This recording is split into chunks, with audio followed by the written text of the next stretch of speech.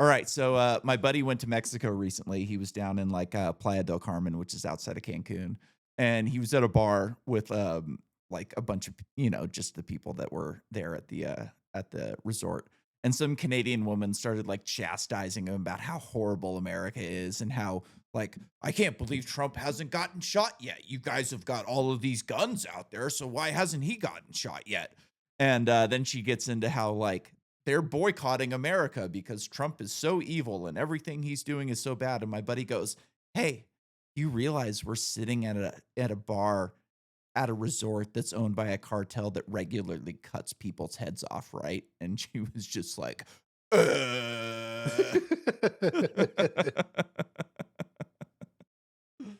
Anyways, I thought that was pretty funny. That's pretty funny.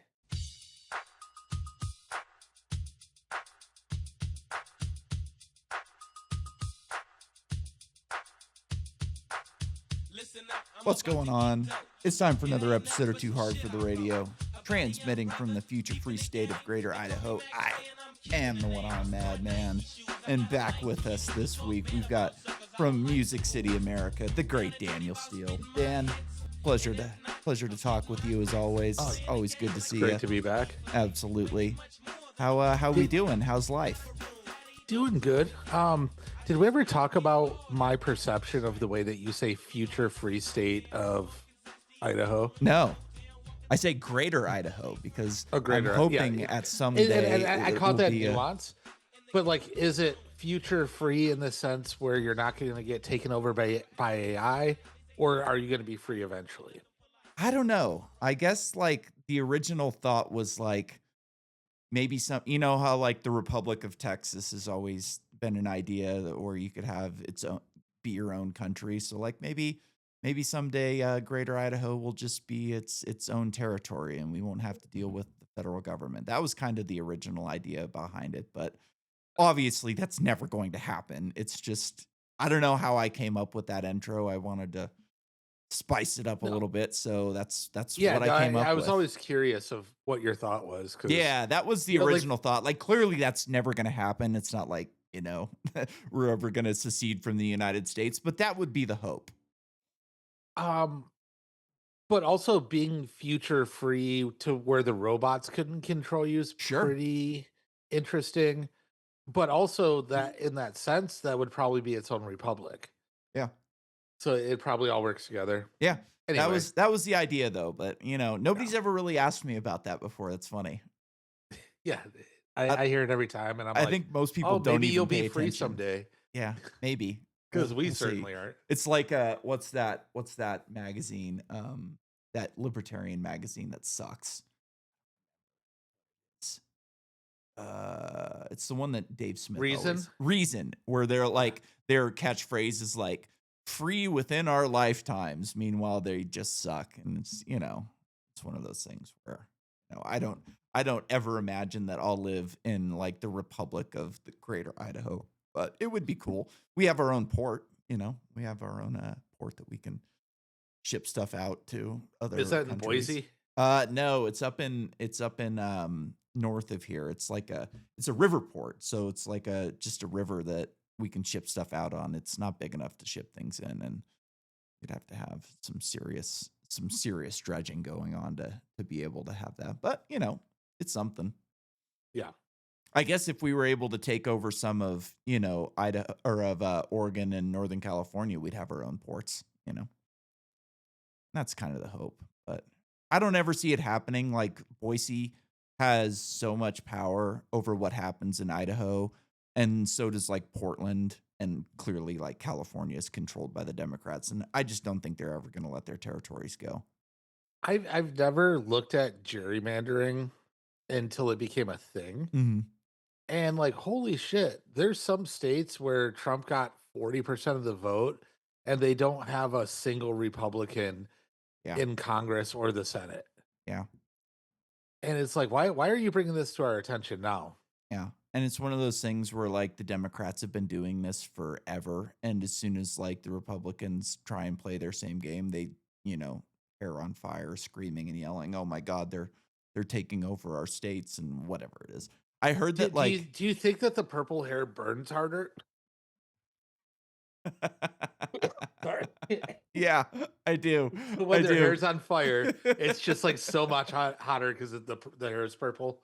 You know what Yeah, I've always found funny is that, like, when I was a kid, my parents and my grandparents, they always called old people blue hairs, and now yeah. it's like young people. It's completely fucking shifted. I wouldn't call them young people. I don't think that Gen Z is on board for all of this. No, not a lot of it. You know, there No, are a it's lot like of, like, non-binaries and fucking weirdos pooping in cat boxes, but I think the majority of them are kinda I like, think "Fuck they're in their this." like late 20s now.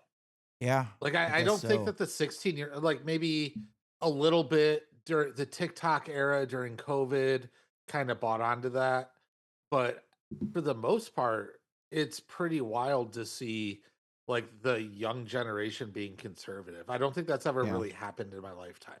Yeah, it's crazy. Time flies. I guess, like, I didn't really view Gen Zers as being that old yet, but I'm gonna be 40 in a month in a month No, I'm saying or so, like millennials are in their late 20s. well, I don't know millennials, that. like, I'm a millennial and I'm gonna be 40, so I think Right. it So goes it's from, like like, 20 millennials, to Gen 40, Z, right? right? Yeah, yeah, and then I don't Uh, remember what's after Gen Z, but um, it's Gen like Z age. alpha?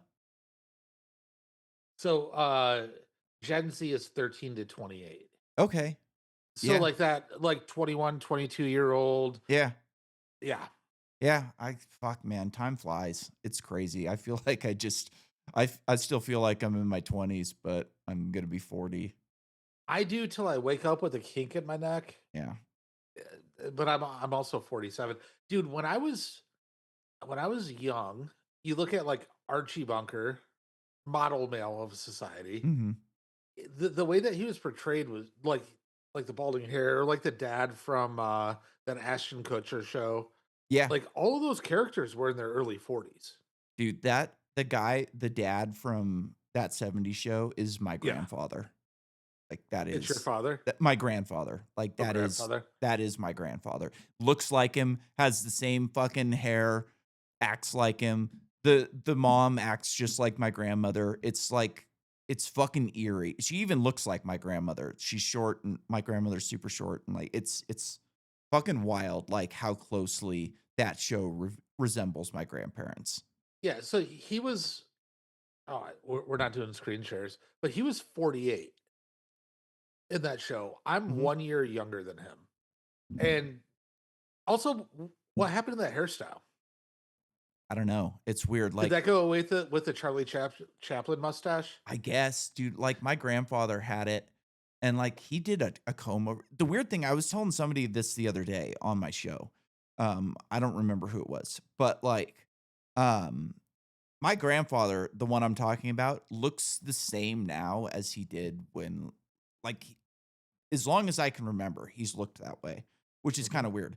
Like, I knew my great-grandparents when I was younger, they died my great-grandfather died when I was probably, like, 15, and then my great-grandmother died when I was probably, like, 20 or something like that, early 20s, and dude, like, them in their 80s looked fucking decrepit. They looked like the goddamn crypt keeper, like and they Yeah. lived hard lives, like, they were, you know, ranching and hunting and, like, they lived Diddy parties. no, not them, not so much.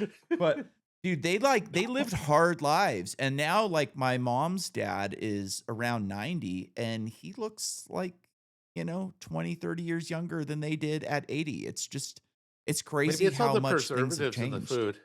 Could be. I don't know, like, he looks a lot younger than I remember Yeah. my great-grandparents looking, though, like, when I was a kid, um, this is a funny story, like, I was probably like, I don't know, 5, 7 years old. My great-grandfather thought he was dying for 30 years. Like, he just was always dying. And, I don't remember this, but I've heard the story a bunch of times where, like, I went up to my great-grandfather and I was like, "My dad says I have to be nice to you because you're old and you're gonna die soon." And he thought that was hilarious because he was. But anyways, it's, you know, What like year do you think he was born around? oh, probably, let's see, he died in, like, 1000 probably the 20s. The 20. Oh, so he lived through did he see the internet? Yeah. So he lived through like the Industrial Yeah. Revolution, World War One, World War Two, Vietnam, the crisis in the oil crisis in the early '80s, the dot-com bubble, and the 2000 bug in computers. When did he die? He died in like early 2000s, like Oh yeah, so 2003, he lived 4. through Y2K. Yeah. Dude, it's crazy. Like when he was a kid, they had no electricity, no running water. They hunted for their food. And when he died, they had microwaves.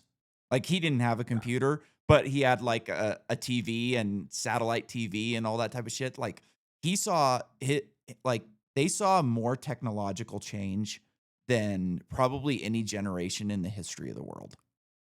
Um, no, I disagree with you. Yeah, I think that we've seen more technological change. So possibly. when I was a kid, we had a phone with a line on it, and Yeah, then me too. we lived in Detroit, so and we were a hockey family. Like all the men in my family played hockey, and there's this thing called Hockey Night in Canada. So we had rabbit ears with tin foil on them, and then if it was cloudy or something, I would have to stand and hold the metal thing just so that we could watch the game. Uh, Pornography became a thing really in my lifetime. You went from like turning the channel from 99 to 00 to see a boob to OpenAI is going to have porn next year where Really? you can just, oh yeah. Yeah. We can get into that because that it's really bothersome and weighing on my Yeah, mind. that's like, Um, I've been seeing some of it on Twitter. Like, they have, like, clearly fake women on there yeah. that some of them are naked, some of them aren't, and but you can just tell they're, like, too perfect to be real, Yeah. essentially, and it's creepy. Like, OnlyFans is already a really big problem for, like, younger males because No, no, not younger males. older. It, oh yeah. It's like, it's really bothersome actually. It's like, people in my demographic, like 80% of them pay OnlyFans, and most of those people are married. Yeah. And like thinking into it, so the to pull back the curtain, Wizard of Oz style.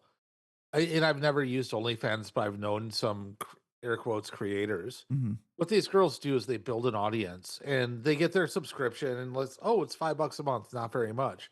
But then these men go on there and start talking to them, and they talk via text chat, and they talk to them and they build this real connection that they don't have with their wife or the outside Mhm. world at all. And they sit there and just drain their money talking over text chat. And what it is it's a room full of people texting. It's not the girl that you think you're Yeah. talking to.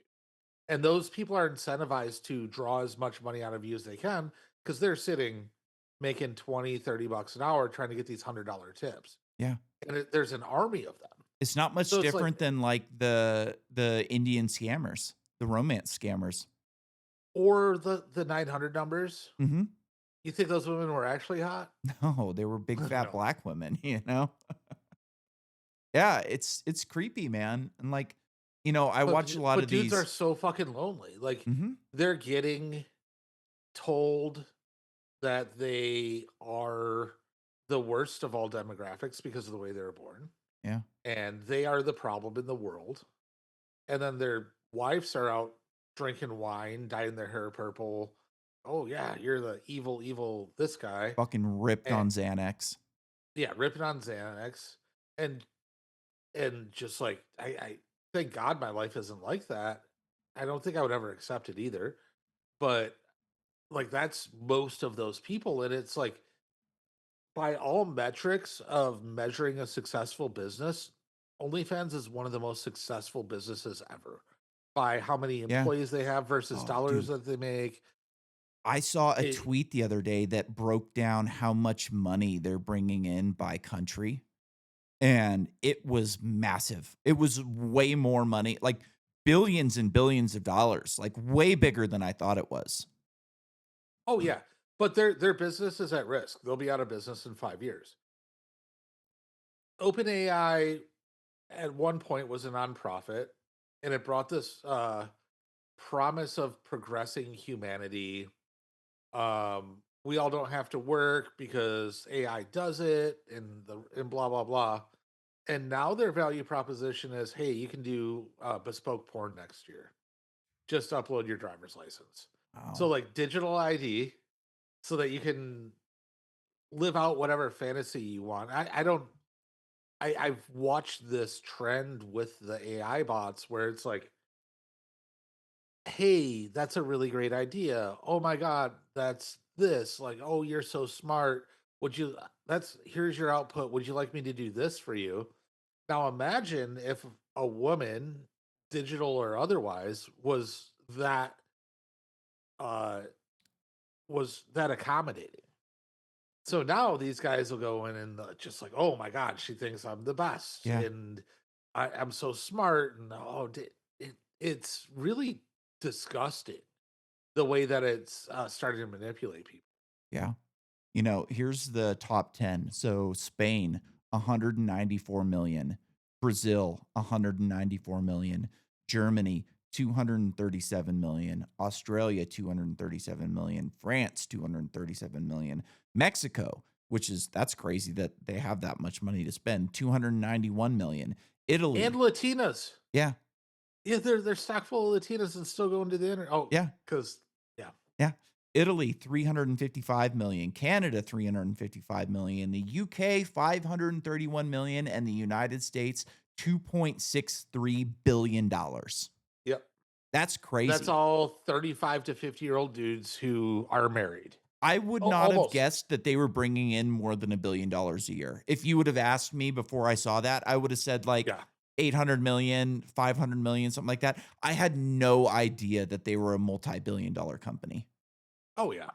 Like they are, for the next 3 or 4 years, one of the best and most profitable businesses ever. It's crazy. Yeah. It's crazy. Another thing that like the internet is fucking rotting people's brains. Like I watch a lot Yeah. of these pred catch videos and like before I get into this, YouTube has nuked a bunch of pred catch videos or channels because it's a threat to their community. Imagine that. A threat to their community. Huh. And like most of the people that these guys catch are disgusting, awful fucking people that need to be thrown in the wood chipper. There's other people that they Wait, catch. most? Yeah. Well, all of them need to be thrown in the wood chipper, but Okay. some of them are just rotten to the core. A lot of these people, I don't think they would have been into this shit without the internet. Like they go they go on to OnlyFans, they go on to Instagram, and pretty soon they're on Telegram in these groups of child porn, sharers, and all of a sudden they're into fucking child porn. And like, don't get me wrong, these people need to go in the wood chipper. But I do think if there's no internet, these people probably don't get into that shit. I don't know. I could be completely wrong. I guess one way that I could rationalize that is like, so when I was a kid going from 99 to 00, like seeing a boob was a big deal. Yeah. But by the time, well, and I've stopped watching porn altogether because I think that it was a detriment to my marriage. Yeah. And like I saved that attention for my wife.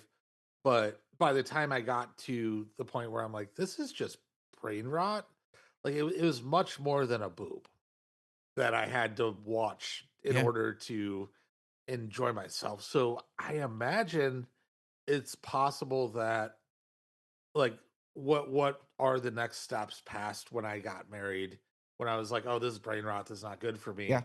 Like I don't think I'd ever be into children. No. I couldn't imagine No. it, Me or neither. animals, or but like I don't know. I'd probably never watch a snuff film because what if that's what I really liked? You know, Yeah. I'm kidding. But it's just one of these things where it's like, gateway drug type of deal Yeah, where it starts yeah. with porn and then you get down such a big porn rabbit hole that you have to watch crazy shit to get off. And like I agree with you. I think porn is bad for marriages and I think it was probably a problem for my like, there was many problems in my marriage. Porn was definitely not the biggest one, but, like, I got to a point where my ex-wife was such a fucking piece of shit that I was no longer attracted to her. Like, it had Yeah. nothing to do with her physical looks, it was the way she acted and what she did that kind of lost it for me, Yeah, and and I could see that in the like the decline in birth rate. yeah, Um, why would I go out and deal with you when I have this on demand? yeah. Yeah. Dude, so one night I got home from work. This was before I got married. I got home late and she was my girlfriend at the time. She was in bed and like I just got home from the bar. It was probably like 3 o'clock in the morning. And I was like, fuck it. I'm gonna go watch some porn in the bathroom. And I get in there and I throw something on and I'm like, where the fuck is the sound? And I'm like fucking around with it. Oh, I'm like is it fucking a with the Bluetooth? sound and I listen and I start hearing it. I go, oh shit, it's on the fucking Bluetooth. And so I turn it off real quick and I poke my head out and she goes, turn the TV down. I just go, yeah, no problem. And I go back into the bathroom. Oh, you still went for it. Oh yeah, fuck it. I think so. Dude, one I would have been time, like, I'm busted. yeah. Yeah, one time, I was living in, the sober living facility in, San Francisco, and I had a bedroom that was, like, right outside of the living room. So, like, me and a couple of the guys are in the living room, we're, like, watching TV or bullshitting or something like that, and the room I had to share a bedroom with this guy he was a really funny guy, but definitely a weirdo, and, he had the bedroom door open, and he's just laying on his bed, like, with his computer on him, and we all of a sudden start hearing, uh, all the noises, and we look over and we're like, "What the fuck?" And I walk into the bedroom, and this guy had horrible hearing, so he had to use headphones for everything, and I go, "Hey, Scott." Oops, I shouldn't have said his name. Anyways, I Yeah. go, "Hey, Scott." Scott is sober living in Yeah, California. You got called exactly. out. Who Yeah. cares? Anyways, Yeah. I go, "Hey, Scott, you might wanna plug your headphones in." And he just goes, "Oh, shit." And he walks out With and the door open? with the door open. And he walks out into the living room and he's like, "You motherfuckers better not say anything about this." And we're like, "Hey, man, do what you gotta do." Get it, Scott. Yeah, get What at kind of it. porn was he watching? I don't know. It was at least it Oh, was female and not gay porn. yeah. That would have been funny. We had this gay guy that lived there that you would never guess he was gay when you met him. He was pretty fucking like straight passing essentially. And we used to just like message him stuff on text message. So we'd like rickroll him with straight porn. And like we rickrolled him with like two girls, one cup at one point. And we're like I'm on the couch and he's on a different couch and like my buddy sends it to him from upstairs and you just see him go "Ah!" and just has this gay freak out. It was fucking hilarious. There were some good times in that sober living facility. It was not Because as bad as I thought. all you do is hang out. Yeah. It was It's pretty just a cool. hang. Yeah. Yeah, it was pretty cool. Did you ever hear the Ron White bit about he's talking to somebody who's probably gay for whatever in the setup, and the guy is like, "You're a little bit gay." Ron White goes, "No, I'm not gay." He's like, "All right, you watch porn?" "Yeah, I like porn." He goes, "When you see a woman get fucked, you want to see her get fucked by a little tiny dick?" Yeah. He goes, "No, I want a big fat throbbing. God damn it, I'm gay." Yeah, I've seen that. That's funny. Yeah. One of the pred catchers that I watch, he has a shirt that says all porn is gay porn, and it looks like a Pornhub shirt, and he has the same take on it. It's like, yeah, you're watching somebody else's dick. Fuck. Or you're watching two lesbians. Yeah, which, Yeah, can be it's all fun gay. from time to time, but Yeah. yeah, it's a problem. It's a problem. Like birth rates are down. Marriages are even worse than they were when I grew up. Like when I was growing up, most marriages failed, and now it's even worse. Like people aren't even getting married to have a failed marriage, you know? Oh, I wonder what the divorce rate is over time in the last 30 years. It's gotta be bad, And like I don't know what's worse. getting married and getting divorced or just not getting married at all. Like it's a real fucking problem. While you're looking at this, I'll tell you a story. Like when I was getting married, like I knew that it wasn't going to last, but it was one of those things where like we already had it planned, people were there and like the day of I was kind of telling my dad like this isn't going to work. Like she's fucking out of control drunk, and it's just not going to work out. And my dad was like, "Well, didn't work out with me and your mom, but it was worth it anyway. So just go ahead and go through with it." Great. Thanks. Thanks for that.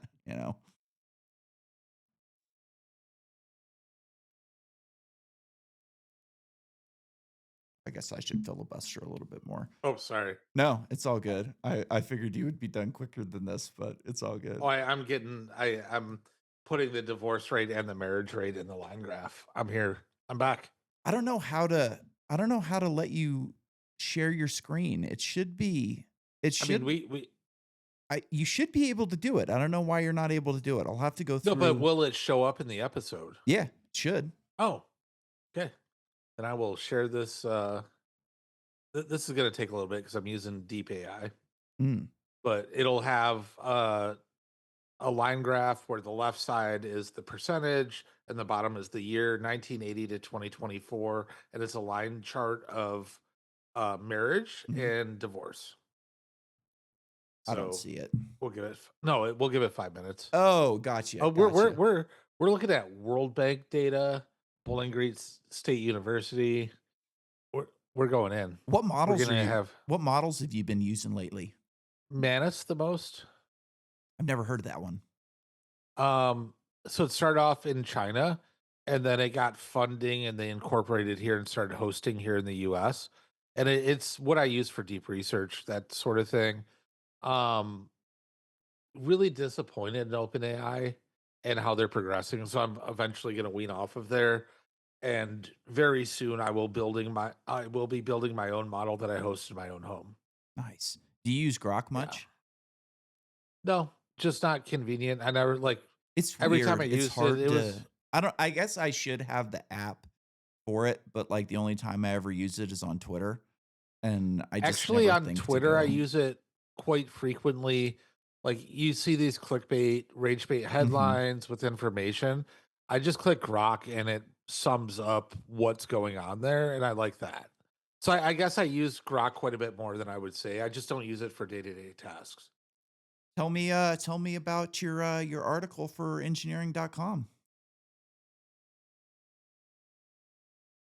Um, actually, it's I've been thinking a lot about this lately. So when I started building this company that I'm building and pitching it to people, because we built some really sophisticated technology that when I talk to my co-founder, like say Anthropic or OpenAI makes a big release, we did this and we're managing data this way. My co-founder is like, I built that 3 months ago. So like we're building really important technology on a very slim budget compared to what you're seeing these headlines as. Um, but it works, and we built it, and we're talking to people, and most times people are like, "So what? How can I use it?"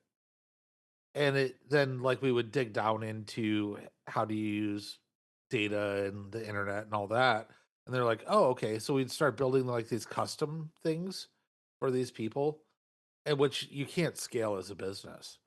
Um, and recently started talking to companies that have data that are it's like 30 to 50 years worth of data.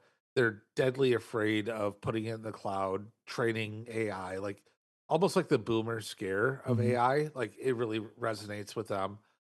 And I was like, okay, so what if we could just build an AI for you that doesn't hit the cloud? And that resonated very well. And then I'm like, how do I scale this? How do I build this? And what I realized is we didn't build like a normal software as a service type thing. We built an operating system for AI.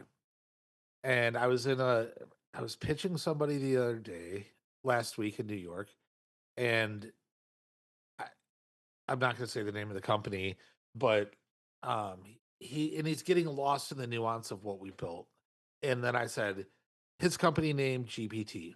because we all know what ChatGPT Mhm. does. It's like, and he's like, I get it. So now I am radically changing our messaging to a message of you own your data. Why would you pay OpenAI or Anthropic to make your competitors better by giving them your data? And it's resonated very well. Um, my hope is that people want to own their data in the future. And because like when you get down to like fundamentals of my beliefs, I believe that self-ownership is the most basic and most important human right. And over the last 10, 15, 20 years, that's eroded. We've just we've been paying companies to give them our data to make them Mm. better. And we're losing that self-ownership. And like your data in a digital world is your being in ownership, right? So um I that's what I'm building is starting off with businesses because I need money. I am building a platform that allows them to have their own customized models where they're not training other people to do those things. I'm building agents and I've really sick interface. Like Mhm. the way that you're interacting with your AI is what we built at first, and now we're building this thing where you own your data and you have sovereignty. So it's been an interesting journey, but the messaging of your company name GPT and that article that I wrote was about how a manufacturer could have their own model and they could own their data and they don't have to worry about it leaking and making their competitors better because everybody's sharing data. And it's resonating very well. Good. Have you been getting some buzz for it? Like people been hitting you up on LinkedIn and shit? No, No. no, I only Yeah. get hit up on LinkedIn when I shit on people. I think that like people are starting to realize that in a lot of cases that they are the product. You know, I think for a long time people didn't really realize how important data was to these bigger companies. Like you look at like Amazon and your relationship with Amazon, you think, okay, I'm the customer, I buy a product, they give me the product, and that's the end of it. But in a lot of cases, like you are the product in a lot of ways. It's not just about like what you're buying, it's about your buying habits. Like, when are you buying? What time of the month are you buying? What type of things are you buying? How can we use this data to better advertise to people to get them to buy more stuff? You know what I mean? And I think that like a big step in the future is going to be privacy companies that are allowing people to be more private and have self ownership, like you said. And, you Yeah. know, I would like it if there was an option on my phone to eliminate all data harvesting from any type of interface that I'm using, you know, Yeah. And I I or to don't get paid for that data harvest. yeah, You know what I mean? Like, right. I would like it Yeah. if, hey, Amazon, we'll harvest your data and we'll give you, you know, points back on everything that you buy if you give us your data, you know, Yeah. type of thing. Yeah, I think that the approach that I'm taking is a good first step. I don't know that I'm building the exact answer, but um, there's that robot that came out a couple months ago. I think we talked Mhm. about it, where they're pretty honest. They're just like autopilot mode, and then if it didn't say autopilot mode, it was somebody using VR. But it is very subtle that autopilot mode was on there, and there's only two functions that it came pre-equipped with, and then you had to go in and you had to um talk with them and build the workflows that you wanted. So like I want it to pick up the dog poop or Mhm. whatever, and you would have to do the VR and they would have to code it for you. And the more people that did that, the better their robot became. I don't want to train everybody else's robot on my house. I want to train my robot at my house. So if I have this set of data that works in my world, that only works in my world, but I can train the robot, that's what I want to do. I got a chart back, by the way. Nice. This is Holy shit. so in 1980, 60% of people per or 60 people per 1,000 got married. In 1980, 22.6% of marriages failed. Now, Wow. half as many people per 1,000 get married, and wow, that's not what I expected. I don't even know what to No. think about this. I wonder if it's right. Yeah, that's right. It's right. Okay. Yeah. That's weird. I guess less marriages means maybe less bad marriages as well, but you would think there would be less good But marriages it, too. it so But like the main the number marriage, of like how many less marriages there is staggering. right? It's So, almost half. but and then the divorces are only like three quarters. Yeah. So there's more quality marriages I would take from this. Yeah. But less overall. Yeah, A lot less. I mean, half as many yeah, people getting half, married. half. And I wonder at like what age those people are getting married at because in the 80s you would think that people were probably getting married in their late teens and early 20s and now it's probably not till 30s and 40s. Yeah, And a lot of that is economic, you know. but You're also we're if you look at the blue line, oh, that's fucking the pandemic though. yeah. So like the pandemic gave us a little bit of a dip back up. That's interesting where that'll be in 10 years. So did people just get married because they were lonely during the pandemic and afraid to die alone? Or are we seeing a growth curve back up? Could be either or, especially if Gen Z and maybe some of Alpha are gonna be more conservative than previous generations, you know? Yeah. It's interesting, man. Fuck. We're in Yeah. trouble, you know? I'm not. Civilization is in trouble. Yeah, that's one thing that as I have to like really be thoughtful about how I allocate my time now. Mhm. Um there's things that are very important, like making sure my dogs are fed, making sure my wife is happy, putting time into our indoor garden, which I haven't done great at. My wife has done amazing. Um, like the things I used to invest my emotional energy in that I couldn't fucking do anything about. I'm pretty over that.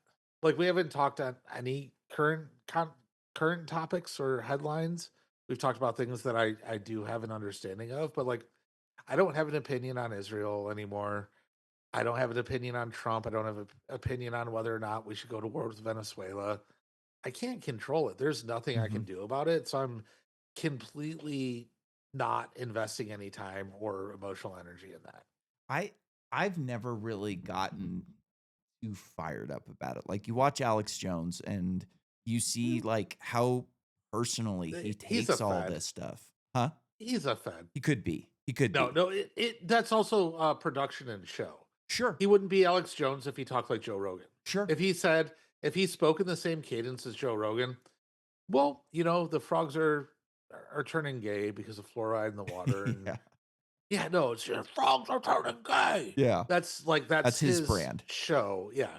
Yeah, yeah, but I don't know, I've just never been able to take it personally like that, like, I just Oh man, I've gotten it's worked up. so out of my control that it's hard for me to, like, get fired up about any of this shit. Because, like you said, there's absolutely nothing we can do about it, you know?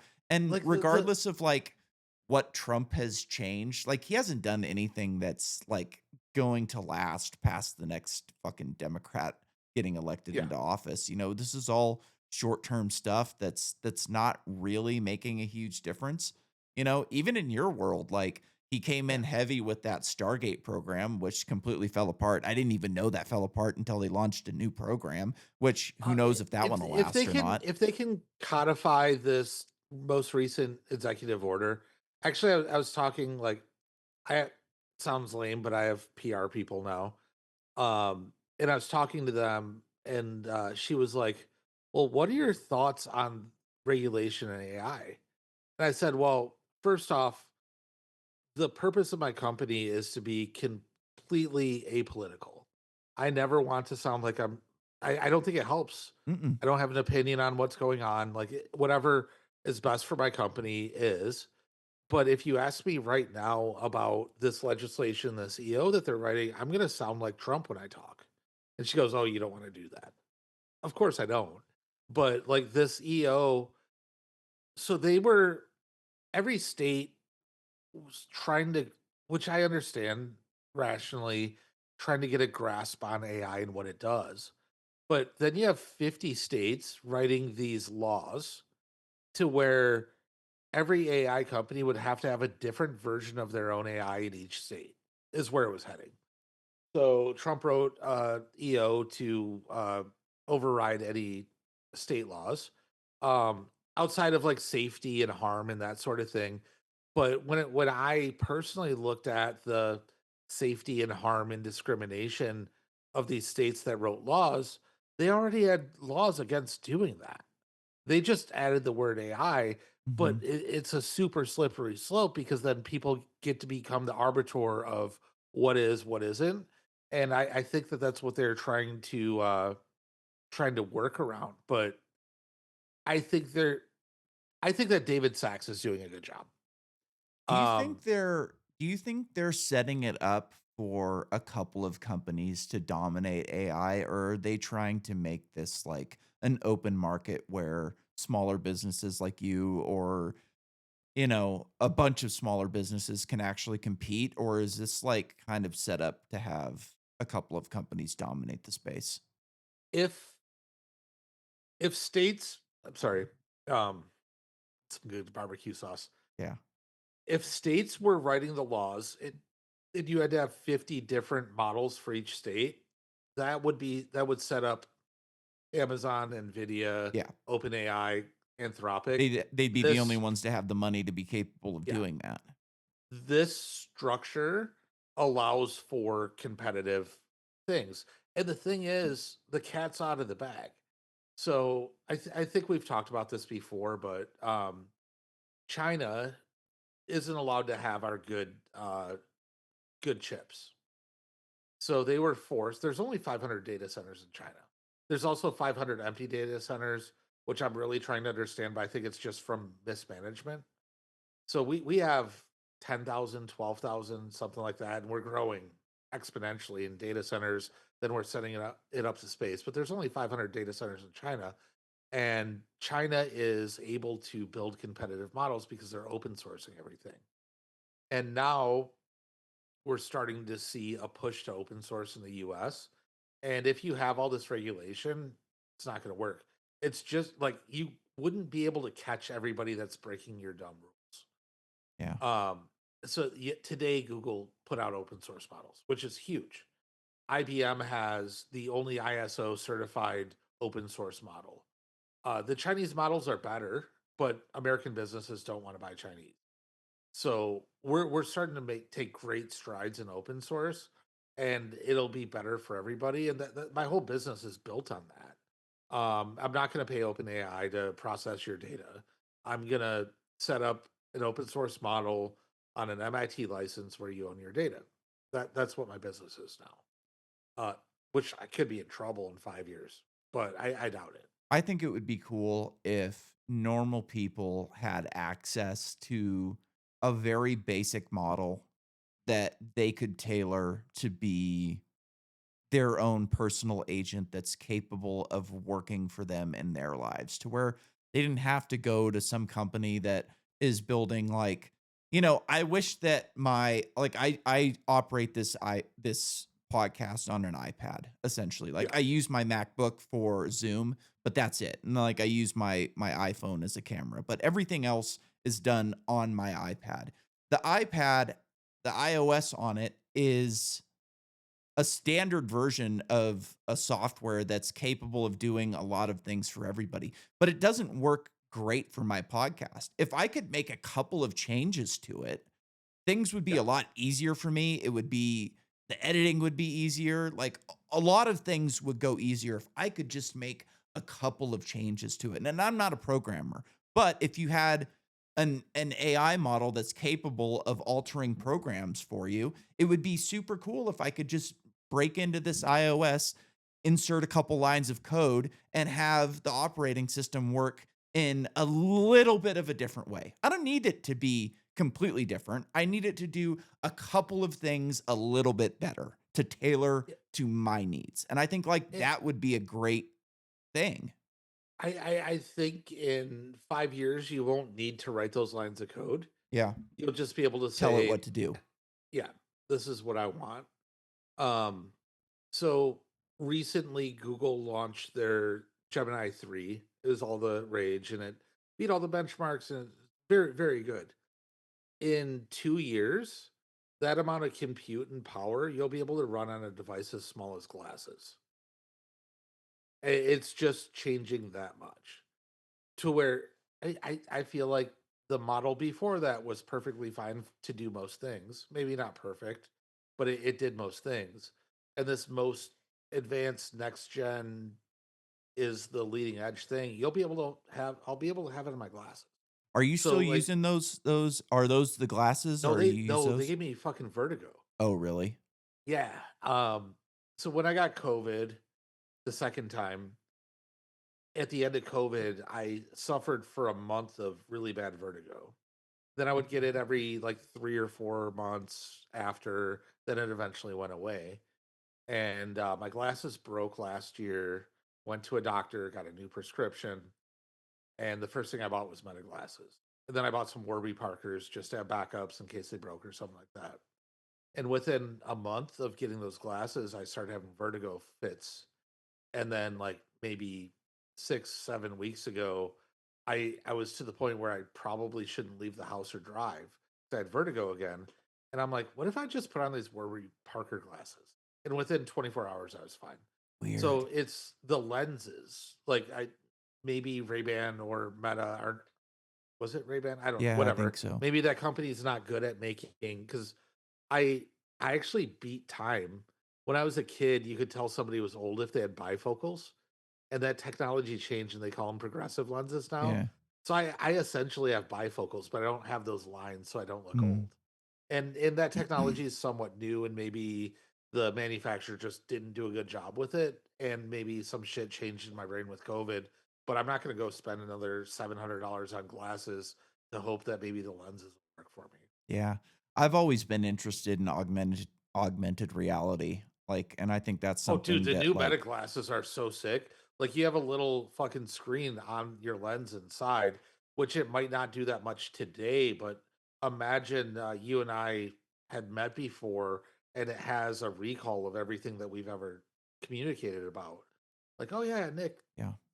he was married, Yeah. he has a And you dog could named just pull it would Ozzy, just and pull up yeah. Yeah, automatically just as we're like those talking. things. You Yeah. could plug in, yeah, that'd be cool shit.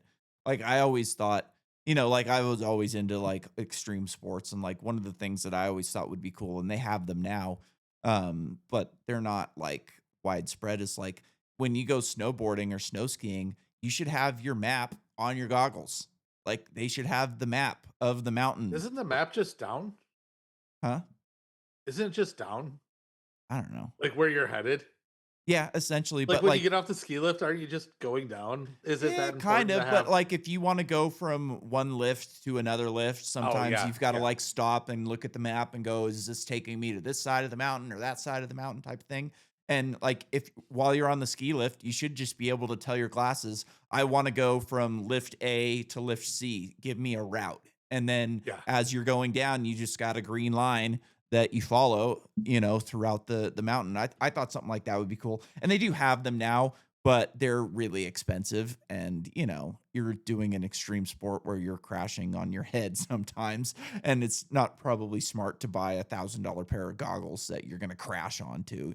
So it's something that'll happen over time, though, I would imagine. But, like, I can imagine, like, the Apple goggles are stupid and they're too big and you can't really use them for a ton of things, but, like, if they could bring all of that technology into a pair of glasses, like, that would be incredible. You wouldn't have to have Yeah. screens all over your office. You could set up a desk anywhere. You could sit on the couch and all of a sudden, boom, you've got your screens up. You know what I mean? And, like, I think that would help workflow a lot for a lot of different people.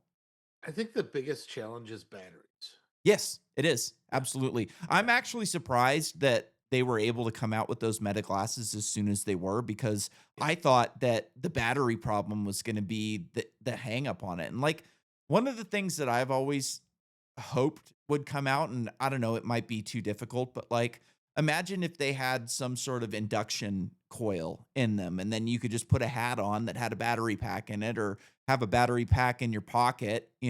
That's a long ways to go from your head to your pocket, but, like, I always thought that about my arm, like my prosthetic. My prosthetic Yeah. is really heavy because of all the batteries. You remember like those 18650 batteries that used to come in Yeah. all of the vapes? Like it has like Yeah. four of those in it. Dude. And so the thing is really heavy. But imagine if you could just have an induction coil on the side and then keep a battery pack on your belt or in your pocket and have it, siphon energy from that. Like you would be able to eliminate 60 to 70% of the weight immediately. But Yeah. I don't know, like, something like that must be pretty difficult. Yeah, I've never really done it or fucked with electricity at all. Well, there It was it always, like, a hope that, like, you would have wireless appliances and wireless shit all over your house that would kind there's of. wireless charging now. Yeah, there is. There's for phones, but you have to, like, have the phone on the charging pad, Yeah. essentially. But, like, Yeah. there was always the hope that you could have, like, some sort of, like, pillar in your house that kind of exerted energy, and then all of your appliances and all of your electrical devices would just kind of siphon energy off of that, but it's never really gone anywhere. It could. Yeah, Uh, it definitely could. I mean, that was s something that Tesla was working on, 100 years ago now, maybe even more. I don't remember when he was alive, but Somebody killed him. somebody killed him and stole all of his fucking research. But like that was what he was really working on, was wireless energy transfer. And like that's kind of what's going to happen if we do like space-based um you know solar panels. Is I kind of looked into this, and there's a lot of problems with space-based energy generation to beaming it down into, onto Earth. Like you still Yeah, have the same. I've had a magnifying glass, and I've played with ants before. I understand how bad this is gonna go. Well, they actually use, microwaves, so you would, Okay. transfer solar energy, from electricity into microwaves and then beam down a microwave, but you still have to have a large collection array, essentially, Yeah. down on Earth. It's not gonna be as big as, like, a solar farm, and essentially, it's just a bunch of wires that are kinda spread out, so they're not gonna take up, like, as much space. You'll be able to elevate them off the ground and kinda So just what put them. happens if But you fly through the microwave? nothing. I guess it's a dispersed beam if you do it correctly. Like the Okay. beam is so that's why you have to have a bigger array down on Earth, is because if you do a tight beam, then it's going to kill birds or planes or people or whatever else. But if you spread the energy out, it'll be safe according to, ChatGPT and everything else that I've looked into. It's just another one of those things where like you have to have a lot of space in order to collect the energy on the ground, and then you have to transfer that through power lines. So it kind of suffers from the same problems as any of the other energy systems that we're dealing with, which is why like I've been reading this book that kind of it takes place in the 2600s, and Earth is kind of like destroyed through climate change, but it wasn't so much from like the climate change that we're talking about. It's through like fusion energy creating too much heat. But like the problem with the book is that like they have an O'Neill cylinder habitat, like a bunch of them all around the Earth, essentially, that are orbiting the Earth, these big, cylinder habitats that spin. It's like, why wouldn't you just do all your manufacturing up there? And like Yeah. that's the problem on Earth, is they're creating too much heat through manufacturing. And like you don't need that. You can do that Yeah. up in space. And it just bothers me when they have problems like that in books. I wish they would be a little bit smarter and kind of figure stuff like that out. Like it's crazy. These people I, they have wormholes and they're capable of settling other stars, but they're not, capable of fixing the climate on Earth with wormholes. Like if it's too hot, you can open up a wormhole in the atmosphere and siphon off some heat and dump in cold air. It just doesn't make whatever. I've been going the opposite direction on the things that I put my put into my brain. Um, been looking a lot at Benjamin Franklin. Like, Oh, do you really? know much about him? Not a ton. So he was brilliant, Yeah. and his father was a printer, and his father sent him to Latin school, and within months he was top of his class, but his father couldn't afford to pay for school. So he brought him back to the print shop, and he learned quickly that reading was the most powerful thing that you could do at the time. Um, so he started printing things and just like really understanding that technology. And eventually he put together a secret society. It was just a bunch of dudes that liked books, bunch of fucking nerds, Mhm. and they didn't have enough money to build their own collection, so everybody put in like 50 pounds or dollars or whatever a year, and that became the first public library Oh, where wow. people put money in. The problem was he was in Philadelphia and all the houses were made out of sticks, and they had this problem of houses burning down and all of the knowledge getting burned. So he put together the first volunteer firefighting, like Yep, our I knew whole that, yeah. infrastructure for volunteer firefighting. And he did this over and over again. He's like, here are the constraints of the technology or what we have now.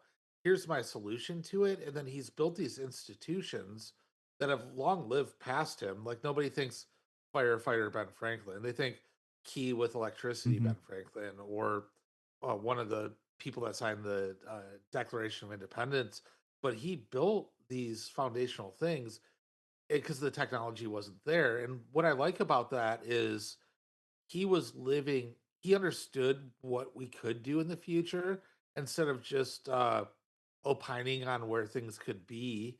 He's like, okay, this is what I need. I'm going to build it. Yeah, And I feel like Elon's doing a lot of that. yeah, And I've never, like, never in my life would I thought I could draw a parallel between Elon and Ben Franklin. yeah. But I think that that's the best historic figurehead that you could draw to Elon Musk.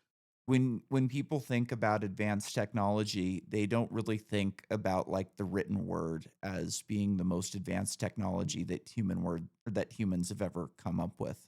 For the thing for like for the timeline of humanity, it was the most powerful thing for the longest time.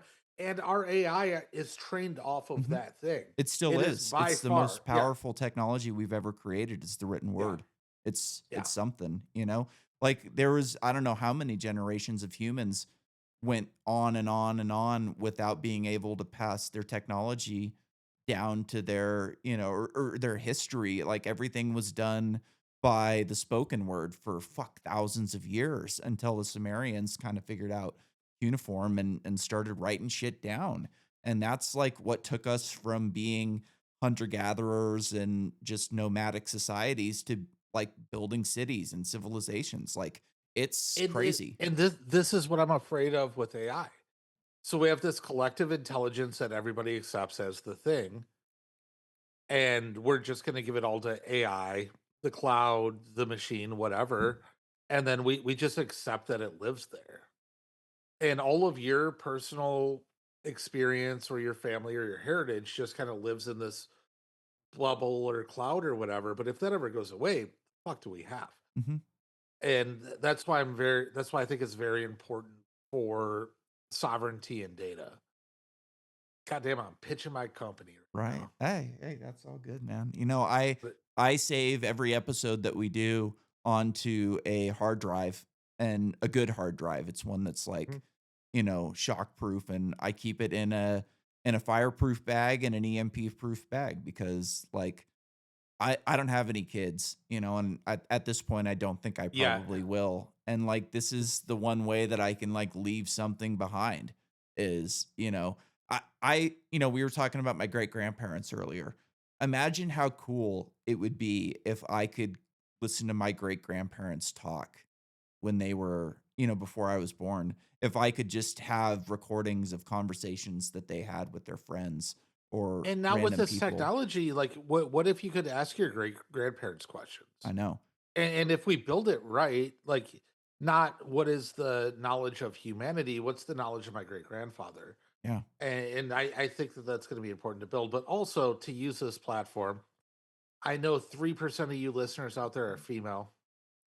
Nick's a great guy, one of the coolest guys I've ever met, and I'm sure he can sling some cock. So Yeah, just I hit him can. up, too hard for the radio at Yeah, gmail.com, yeah, and let's use this platform right. yeah. Fuck, man. It's been tough. Like, internet dating is just such a bitch. And like, Yeah. I don't like Uh, bars. I don't like going to bars. I don't really drink very much. So like, I don't have much of a social life. And to be honest, like the arm doesn't slow me down. Like that's not a problem. I've learned to live with it.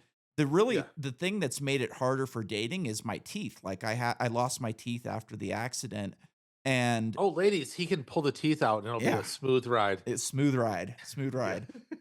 That's why I say my life would be easier if I was gay. I could give some massive head, some great head if I wanted to. But no, like I can't really like go out to dinner because I can't eat with my teeth in. So like, what am I gonna do? Go on a first date with some chick at a fucking restaurant and have no teeth in? Like that's weird as No, shit. just go to a grits place. Yeah. So I don't On know. that I'm gonna note, figure it fellas, out at I some gotta go. point. Oh Like, yeah, no, we're gonna use this platform and just yeah. get Nick laid. All right, man. It was a pleasure as always. Let's fucking Yeah. get out of here.